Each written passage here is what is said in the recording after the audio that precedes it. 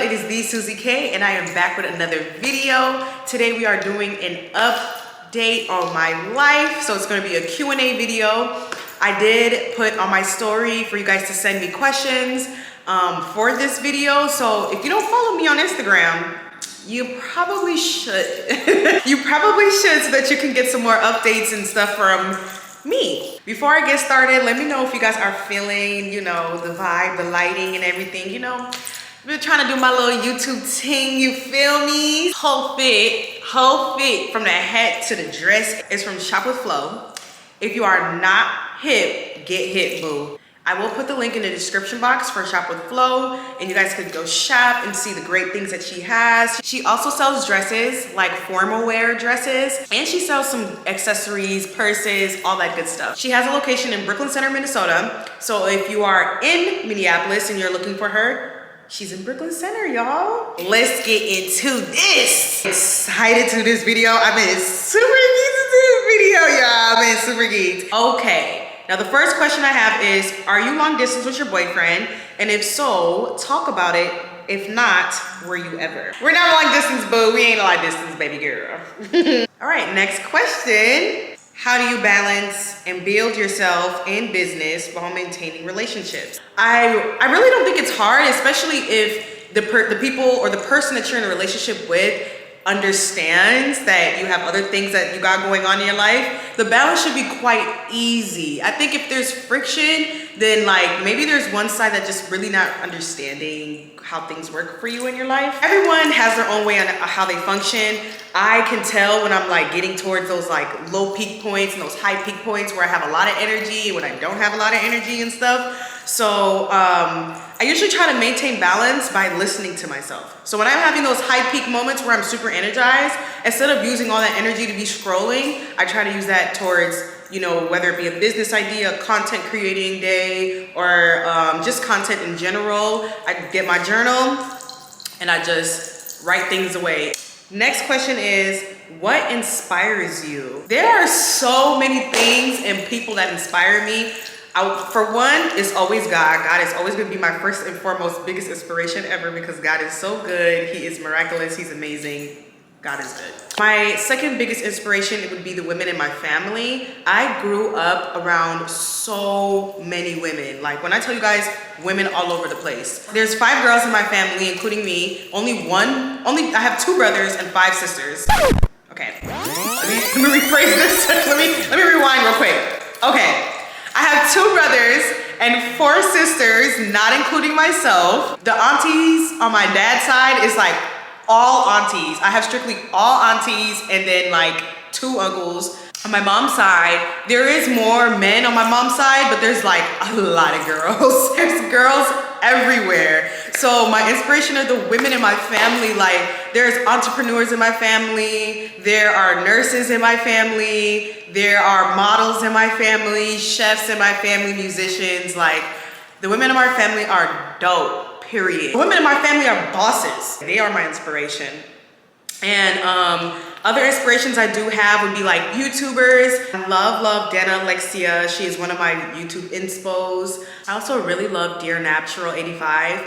If you have been on YouTube for a long time, like Dear Natural 85 is like, you gotta be an OG YouTube watcher to really know Dear Natural 85 with Felipe and the kids and all that stuff. Like I was watching her vlogs when I was in high school, just in love with this lady. Like her natural hair movement, how she takes care of her natural hair. Like that lady's hair grows in 1 business day. If you have the real tea, just let us know, okay? Because there's no way that your hair be growing in 1 month. She's a goat. She is the goat. And other inspos I do have would be like, I love me some Issa Rae. Listen, if you are into like acting, film production, any of that, you know like Issa Rae has to be one of your top 5 inspos. This lady was on YouTube making small skits, small episodes and all that kind of stuff. I used to watch her short film called I think it was called First, actually. And it was like a love story, a short film love story. The male actor on Issa Rae's short film First, he's actually on the big screen now. Like he's acting actively. Like, come on now. Like, Issa was putting on for the girls and the boys. She was putting on for all her friends. Like, I love that. Oh, another big inspiration too is Tyler Perry. Tyler Perry, just know I'm on my way. I am on my way. I'm gonna be your niece, your actress niece. Just watch. Just watch. Just watch.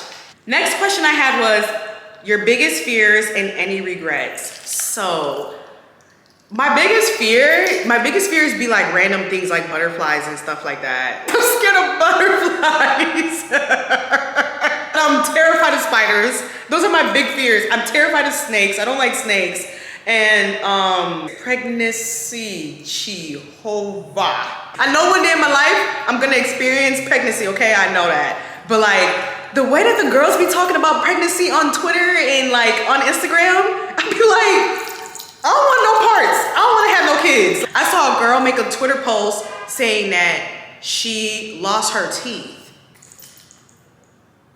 She lost her teeth. What is that? How is you losing your teeth? No. Nah.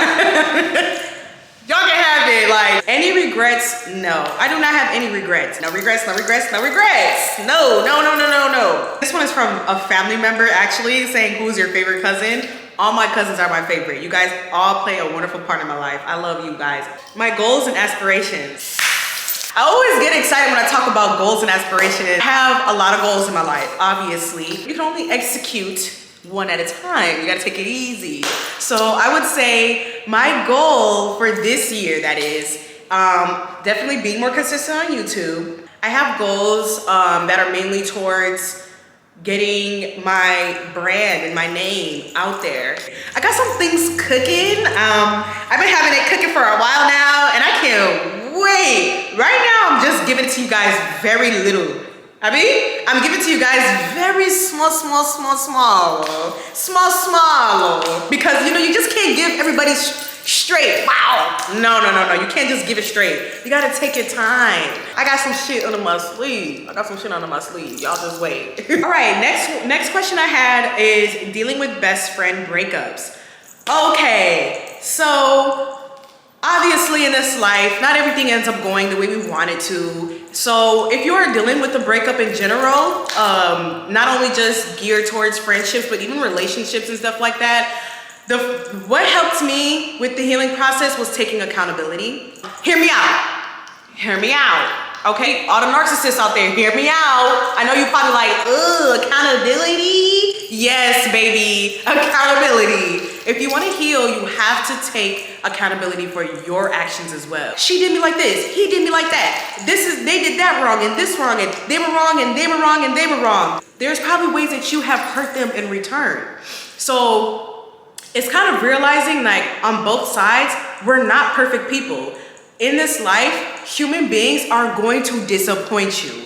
They are going to fall short because we are all not perfect beings. So when I started going through my healing process of losing, you know, a friend or a relationship per se, I just had to understand that although they hurt me, although this person has done some things that may have hurt my feelings and I'm just completely done with the friendship, I have to understand there's probably an area in their life as well where I am also the bad guy. Like where I also have hurt the person too, where I have also fallen short of being a good friend or a good partner towards them. You know what I'm saying? Like we're not perfect people, but also you're gonna have to forgive them. So start the process of forgiving them. You do not want to be a bitter person. Bitterness leads to a bunch of ugly behaviors. Do not let it eat you up inside. Take accountability, forgive them and yourself, move on gracefully, and add peace into your life, baby. It's 2022. All right, next question is, do you find it hard making new girlfriends in Minnesota? No, I don't think it's hard.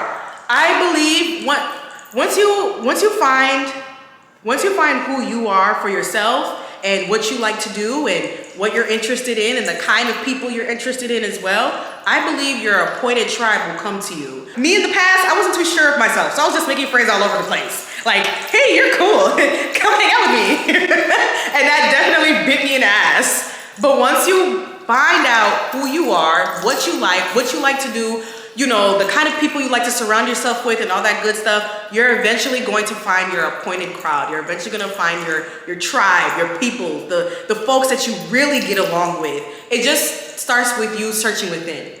It's difficult to make friends anywhere, especially if you are not self-aware. So I don't want people to think that it's just in one state. Find you first, find what you like to do first, find out what it is that, you know, makes you you.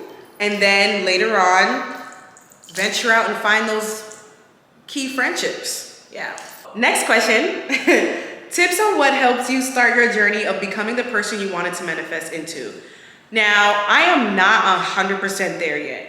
But what I will say is what kind of helped me get started was isolation. I isolated myself in 2021 a lot. I spent a lot of time with myself. Nobody else around, a lot of self-reflecting, a lot of crying, a lot of restoration, lots of peace. Eventually, that's when things started to bloom. Becoming the person that you always dreamed of or you aspire to be is not gonna come overnight, and it's not gonna come in a couple of months. It takes time because we are constantly learning in this life. There's nobody who completely knows it all, okay? Another advice too is be open to criticism. Be open to people giving you advice and telling you like, hey, there's this area in your life that I kind of noticed that you may need a little more guidance in. Don't always think that you only have the right answer, boo. You can learn from anybody, even the people that you may not want to get correction from. Like I used to be, when I was growing up, a lot of my correction was coming from my older sister, and I hated it. Hated it because I didn't want my sister to tell me what to do. Grown now, I'm 18, I'm 19. Like my sister don't have to tell me everything. My sister don't have to tell me what to do. But I wasn't realizing that I had a big ego, and then two, my sister, she's my older sister. She has experience that I have not even reached yet, or maybe in my mind like has not really developed yet to even think that way. But had I been open to her advice then, a lot of the problems that I put myself through would have been solved. So please, y'all, just be open to criticism. Be open to people giving you advice. Obviously, not everybody's opinion is needed, okay? There's some areas where you have to draw the line and be like, don't want,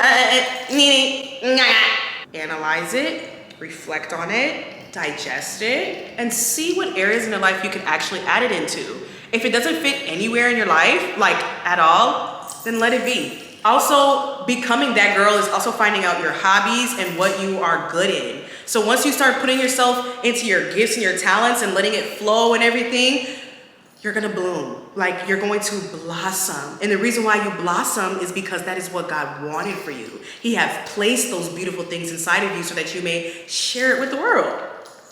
Next question is advice on girls getting into adulting. Myself, I'm still getting into adulting because adulting is very hard. There is no right or wrong way. Let's just make that clear. There is no right or wrong way. If you are getting into adulting, baby girl, take your time. It is not a rush to be an adult, okay? When you are full-blown adulting, like even with children and everything, you're gonna think about the days when you were 12 years old and didn't have a care in the world. So be a child as long as you can. Not childish, but childlike. So, you know, if you have hobbies that's like roller skating and rollerblading or skateboarding or playing basketball, or maybe as a kid you enjoyed playing outside and riding your bike, continue those things. A part of adulting is not letting go of the childhood traits that you had.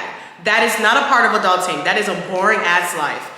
Adulting is just organizing yourself with learning how to budget and bills and all that kind of stuff, learning how to save money. I would say those things are what we would call adulting. You do not want to live a life of misery. You want to stay as connected to yourself as possible. Take it from me. I was a person who thought that just because I'm adulting, I can't do YouTube, I can't do these things anymore. I have to just focus on adulting, and it drives me insane. You need an outlet. That's my greatest tip for adulting. Make sure you have an outlet. Adulting is just finding balance. balance. All right, the next question is, please give us the workout routine. Ma'am, just wait, I'm coming. We coming, baby. We coming, baby. We coming, baby.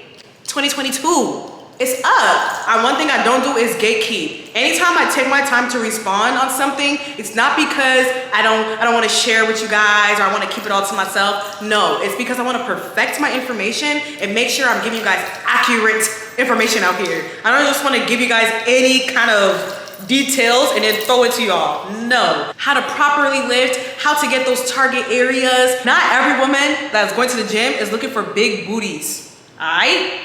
Okay, and the last question is, what drew you to Houston compared to other locations? I decided to move to Houston because I do have family out here. I have a lot of family out here, so it's not really, I wasn't really gonna be alone. Back in 2020, I was planning to move to LA. I have a cousin out there who lives in LA. Her name is Maggie. She is an amazing artist. You guys need to check her out. And I was gonna move out there. I ended up having a lovely conversation with my African dad. And he told me that he had a dream. I'm just gonna let it settle from there. I'm just gonna let it rest right there. My African father told me, sit down, I had a dream. You already know I didn't catch that flight. After my dad told me that dream, that plan I had for LA was done. African parents tell you, I had a dream. All your plans, let it go. But anyways, you guys, that brings me to the end of my video. If you have not connected with me already on Instagram, TikTok, Snapchat, make sure you do so. I'll make sure to put all the information in the description box. Like, comment, and subscribe, and turn on the alert notifications, okay? So that you can be alerted when I post. Thanks for watching, bye.